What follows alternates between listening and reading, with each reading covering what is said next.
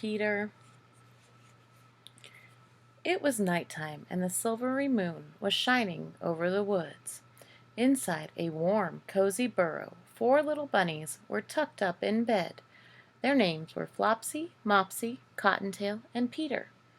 Peter had slept in this room for a long time. He shared it with his 3 playful sisters. It was a bit of a squeeze. Mrs. Rabbit thought it was time for Peter to sleep in a room of his own. Peter was not sure about this because he would be all alone. There would be no Flopsy to score his handstands out of 10. There would be no Mopsy to share stories with. There would be no Cottontail to cuddle up with. One sunny morning, Mrs. Rabbit set to work making a cozy little room for Peter. "This is just the place for you, Peter," she said. "A lovely, snuggly spot, perfect for a growing bunny."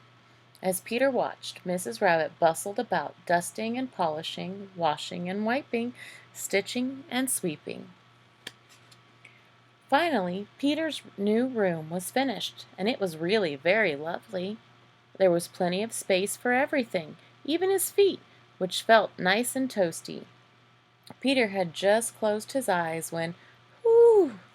What is that noise?" said Peter, sitting up in bed. The noise echoed around his big, lonely room. Peter was never going to be able to sleep now. Peter sprang out of his bed and straight back to where his sisters were. "There's no room in this bed," muttered Flopsy.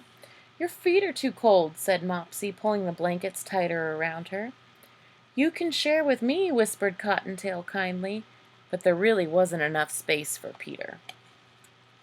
In the morning, Peter was very tired indeed, and very glum.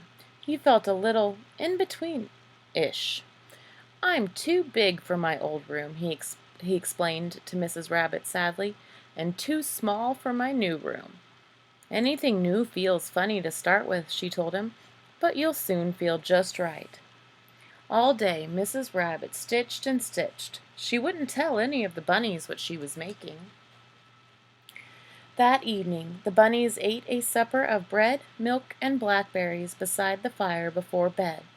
Then Mrs. Rabbit gave Peter a new snuggly toy. "This will help you feel better," she said. Later, with his sisters fast asleep, Mrs. Rabbit took Peter's hand.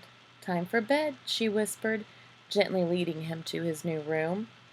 Peter's toy felt cozy, and as Mrs. Rabbit tucked him up, as she'd always done, she did in his new room. Peter knew he was in the new room, but now it felt more cozy, more peaceful. There was enough space to play, and Peter felt just right. He snuggled down in his bed and fell fast asleep.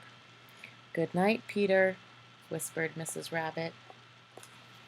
The end.